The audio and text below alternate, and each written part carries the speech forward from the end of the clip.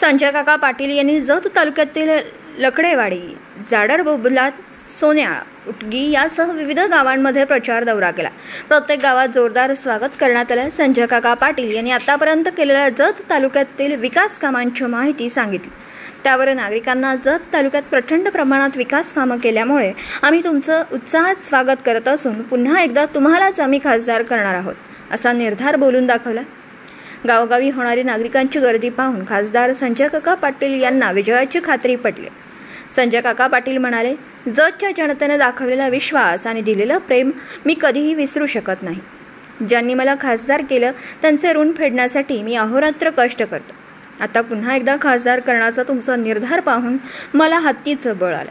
त्यामुळे या पुढच्या काळात विकासाचा वेग वाढणार आहे. पंतप्रधान नरेंद्र मोदी यांच्या नेतृत्वाखाली देशाची प्रगती करण्यासाठी आपण मला साथ देणार आहात. सर्वाधिक मताधिक्य हे जत तालुक्याचं असेल असा मला विश्वास आहे.